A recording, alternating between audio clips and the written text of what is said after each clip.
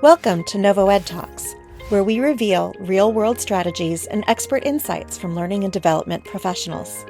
In every episode, we chat with practitioners, course designers, learning strategists, and business leads.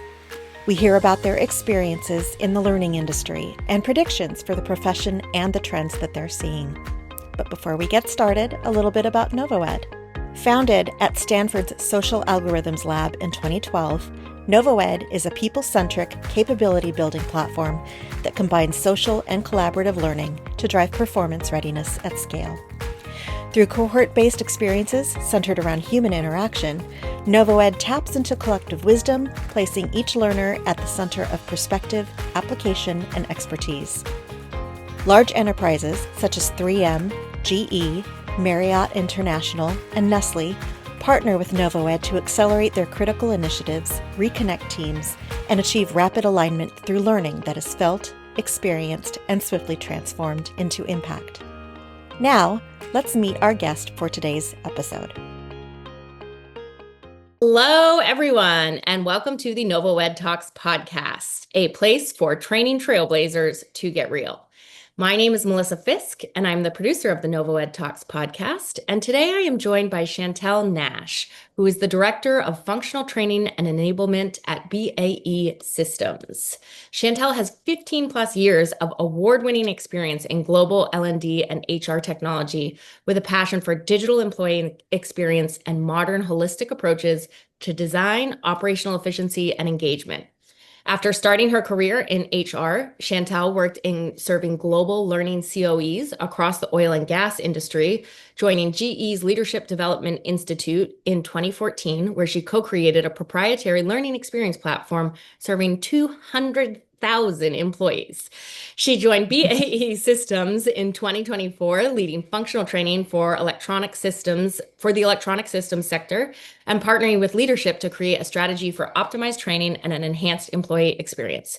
Chantelle holds a Master of Science in Human Resource Development and a Bachelor of Arts in Organizational Communication from the University of Houston. Chantelle, it is an absolute pleasure to have you on the NovoEDTalks podcast today. Thank you and welcome.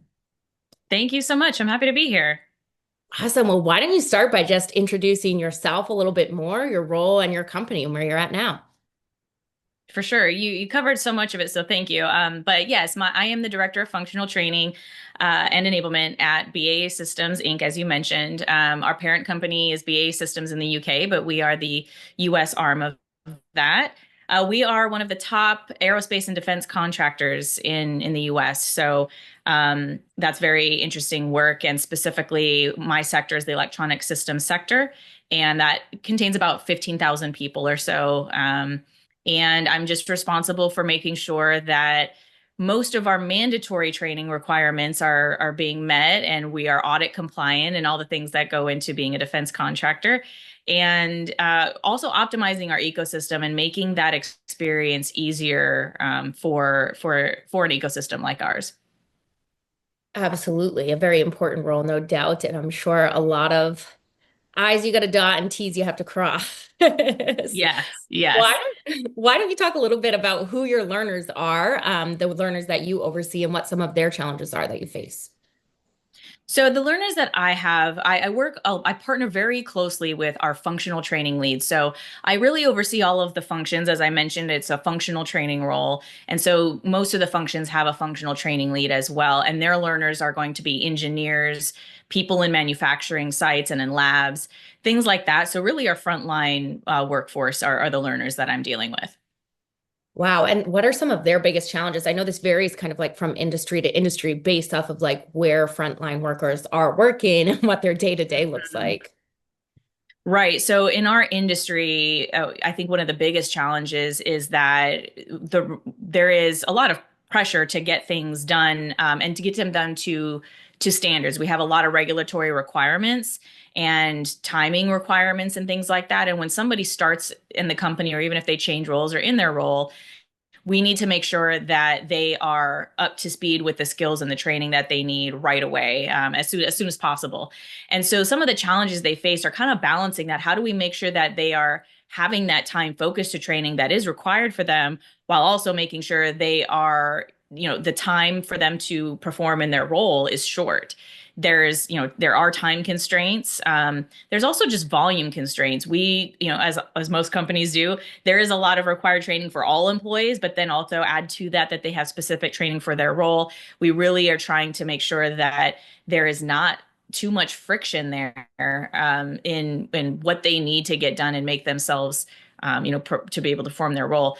I would say one other challenge that we do have then is communicating with them. They are not always in front of a computer, right? So a lot of the professional workforce, we're used to having, we're on our phones, we're on our computers 24/7, and that's not the case with them.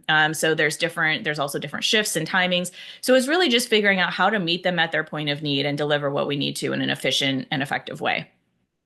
Yeah, absolutely. Can you talk a little bit more to kind of how you approach those challenges? I know you said like kind of meeting them where they're at, but could you dive into that a little bit more?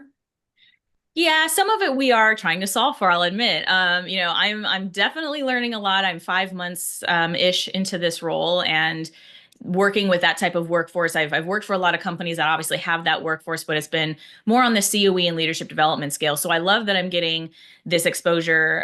Although I've had experience in very technical companies, I really get a closer look at some of the things that we could be doing to help out in these areas. So I think one thing is just implementing the right tools, making sure that if we're sending communications via email, but they don't see emails, well, how can we find an alternate way that they will understand that? A lot of it is also process and procedure. And as stuffy as that sounds, I think there is a lot to be said about making sure that people are collaborating together in the right way, and that we have clarity on the managers of these frontline workers. How can we enable them to make sure that their frontline workers are getting the information that they need, and all the requirements are met and things like that. So technology, relationships, kind of some of the fundamental things and foundational things, to be honest, I think is a big focus for us.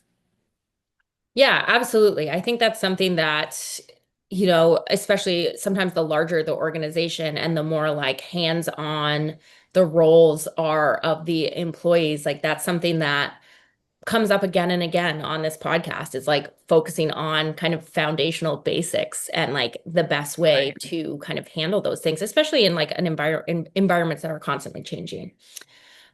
Speaking of constantly changing, as the skill sets needed for success continue to shift, what are some strategies that your team uses to ensure that the workforce stays kind of adaptable and prepared?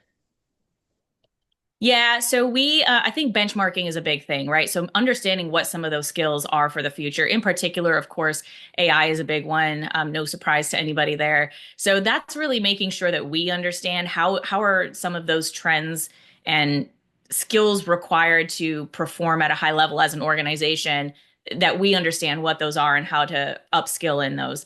And then it's a matter of, I think, similar to the last answer, it's how do we fit those in? How do we assess where people's skills are on those things today? So this really goes through the whole employee journey, from talent acquisition to when they're in role, and even to how do we understand mobility within roles, across roles, in our current workforce. So we look at all of those things. Again, we have some work to do in implementing technology that can help us do some of those things in a more systematic way and assess skills and that type of thing. But we do today, again, by nature of our workforce, we have a lot of different. We have functional training plans, for example, that are constantly changing based on requirements and based on things that our management workforce and leadership know, and also different regulatory agencies are requiring us for our workforce to have. And so those are really our source of truth for making sure that at a very specific level, our workforce has what they need. That's awesome. And how do you kind of, look at and address skills gaps within the organization? Like, while handling kind of all of that, how are you taking a deeper dive to look at like where some of your holes may be? Right. So this is an interesting one for us because at a functional level, when it comes to our frontline workers, we obviously hope there are not skills gaps. If there are skills gaps, depending on what role they have, that may actually lead to them not being able to perform their role. Or if they work in a lab and they don't have the right skills, they may not be able to enter that lab. So if we're talking more of kind of I'll step a little bit outside and go to maybe a more leadership development area, we do know that there is a strong need for additional leadership skills in that workforce as well. It could be things like decision making or coaching and things like that, whether it's the frontline leaders themselves or their managers.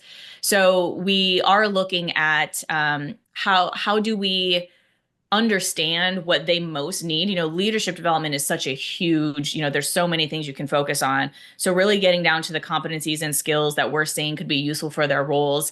Again, making that really custom to our organization and the types of things we need is really the approach that we're taking to identify some things that, again, we don't have this yet. So I can't say what we've already done, but what we are realizing and working toward is how do we create some type of mechanism that can take those leaders through that and make them feel fulfilled. So we did just release a survey. We have some work streams going on this, and we're kind of asking, like, what do you find useful? Voice of customer is really important to us. So especially with some of the challenges they have with whether it's time or relevance of content and training, we're at the stage of finding out exactly what would be best based on their needs.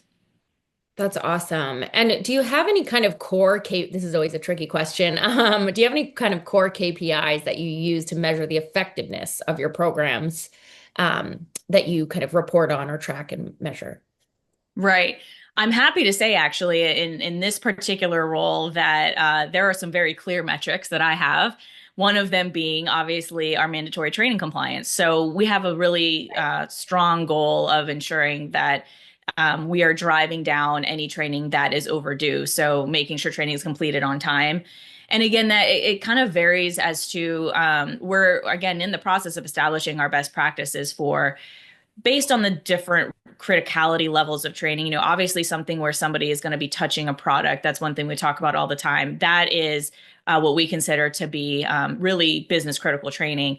All mandatory training is critical, but that's, the risk associated can be different. So we look at the metrics associated with those, and then we're also looking at things like how many people are going overdue, how long do things stay overdue. We don't want any overdues at all, but we have that.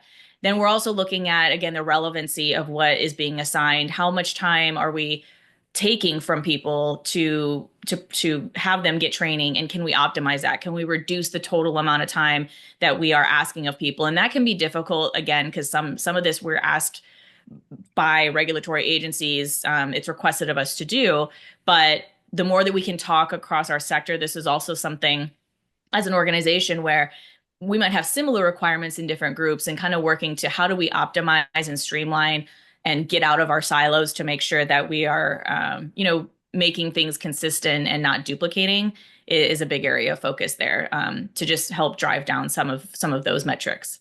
And that, of course, has cost, because every training that we release has that's actually going to be considered mandatory or required. There is a business case and a cost that is calculated against that based on how many people will have to do it, how many times they'll have to do it. If for example, if it's something that has to be done yearly, things like that.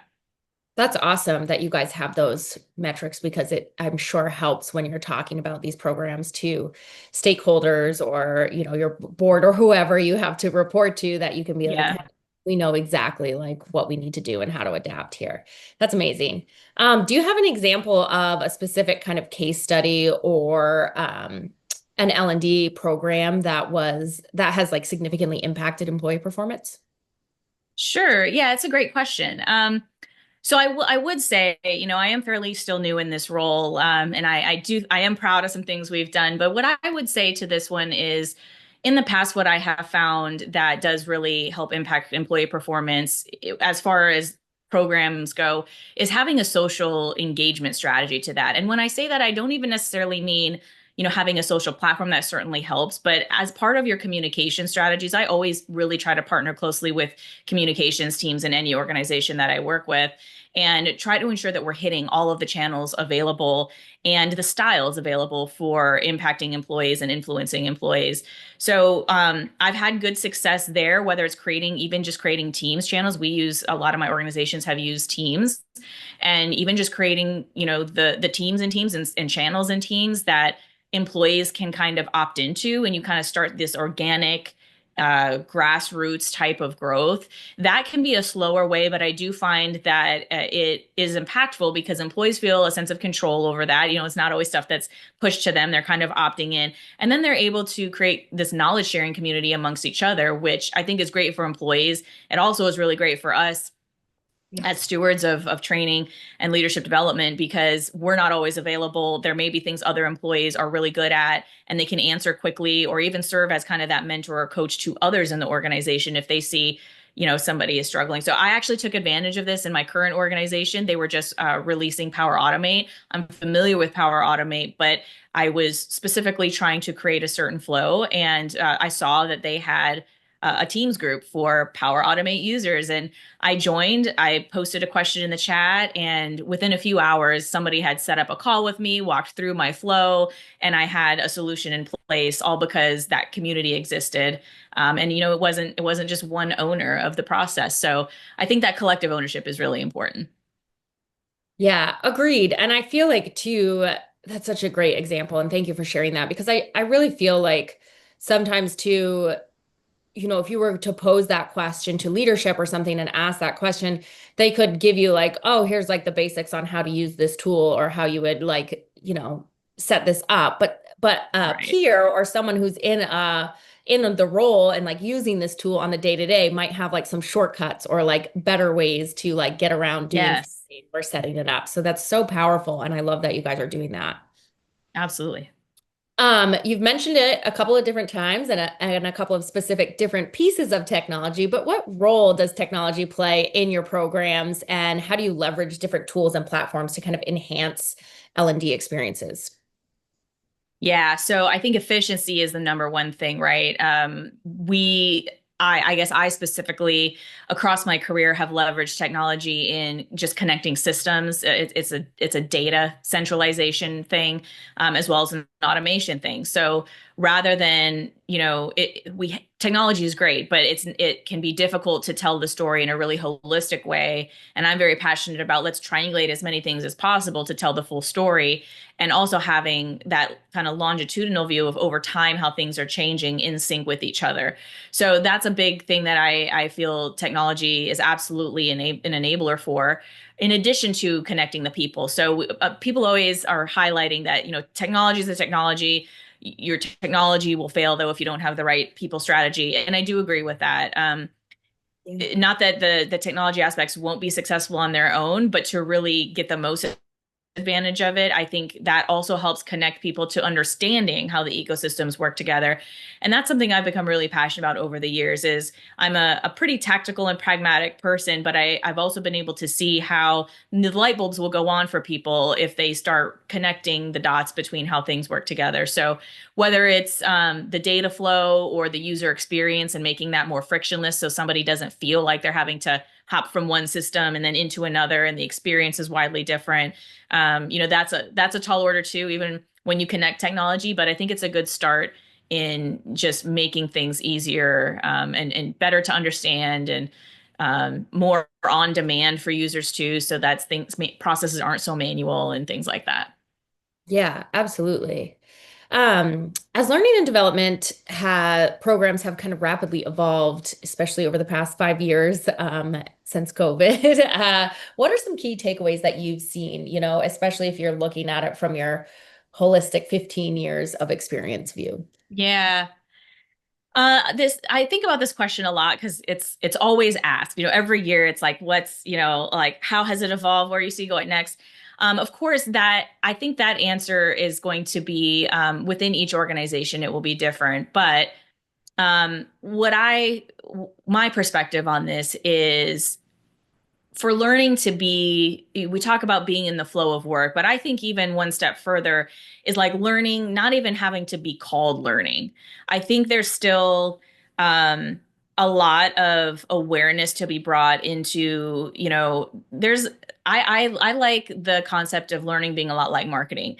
There's a psychological element, there's behavior change elements of it. And so working on how do you, influence and change behavior and get people to do what you want them to do without saying, hey, here's a training, or hey, here's a guide, or whatever flavors of learning you can have, and just make it something like it's exposure, it's the communication, it's again that whole experience that ultimately becomes learning. And this is just kind of taken from our daily lives. Like, how many things have you learned that, somebody didn't just sit you down and say, here, you're going to learn this, right? It is experience, it's experiential, but experience can be a lot of different things. Again, it can be exposure, it can be all kinds of things. So I think really taking, again, I use that word a lot, as you've noted, holistically, but even holistically, it really applies everything to methods, to channels.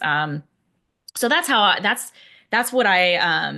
that's my takeaways as far as like how I think learning has started to evolve a little bit on the informal side, but how I would like to see it continue to evolve going forward, and I think make it a little more palatable for people, especially, at work. Absolutely. I feel like there's so many stigmas around certain functions and roles and like groups within a company that it's like, oh, like especially when, you all have to do so much like with compliance and things like that. That's like stuff that has to get done. And like sometimes, it's hard to get folks to do because it is kind of like you have to sit down and do it. But then when you're talking about like other skill sets and other tools and even like leadership development a little bit, it doesn't, you don't have to call it like learning to make it so Yeah. stigmatized and like make it people are a little bit more like resistant to it just because it's called that.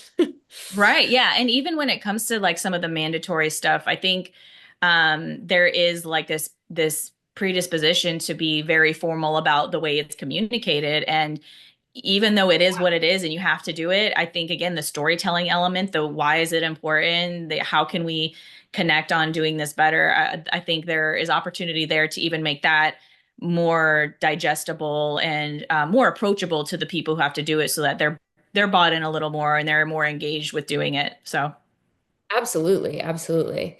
Kind of on the flip side of that last question, you already hit on it and you probably knew it was coming. How are you kind of looking to the future and potentially even leveraging new technologies to enhance what your L&D experiences are going to look like for the next 5 years?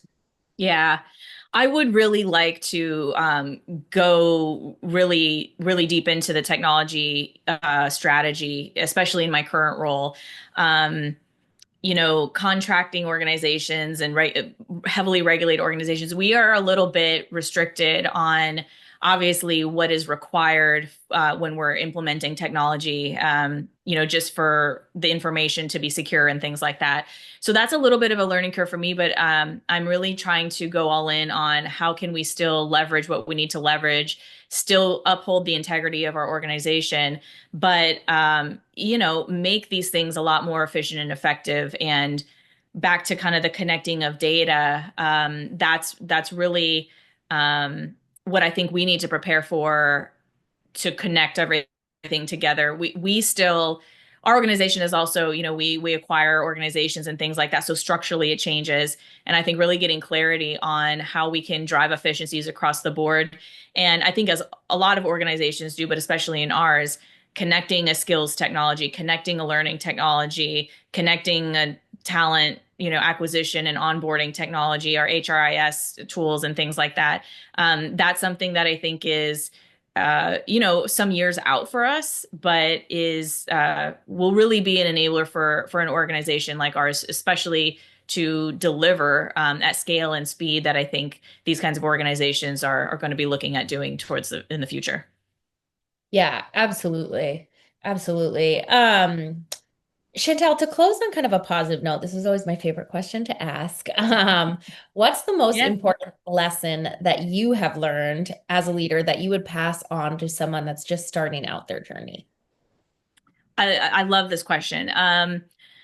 So I would say some flavor of connecting people together. And I say it specifically in that way because people might say building relationships, and I do agree with that, but specifically connecting people together, because I have found really great value in, if you see somebody who knows something, or you yourself know something, or you see two people who could benefit from each other, I think that all goes towards the overall team and organization effectiveness. And I've benefited from that and found that some of the things I really wish I had, it has gone well being connected to other people.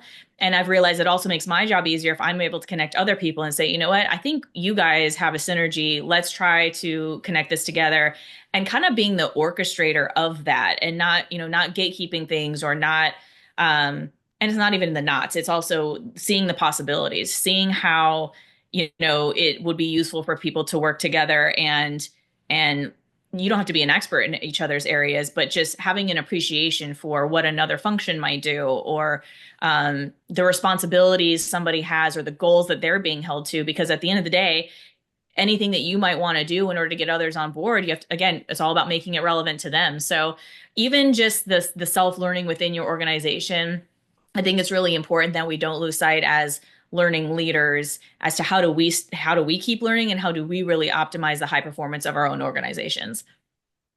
That's awesome, Chantelle. Thank you so much for sharing that. No one has ever kind of mentioned that as an answer to this Really? question. And I think it's so true and so powerful. So I love that you shared that. Thank you so much. And No, of course. thank you so much for joining us today on the NovoEd Talks podcast. It was an absolute pleasure having you here. Thank you so much, Melissa. It's been a pleasure. Awesome. And thank you to our listeners for tuning in once again to NovoEd Talks.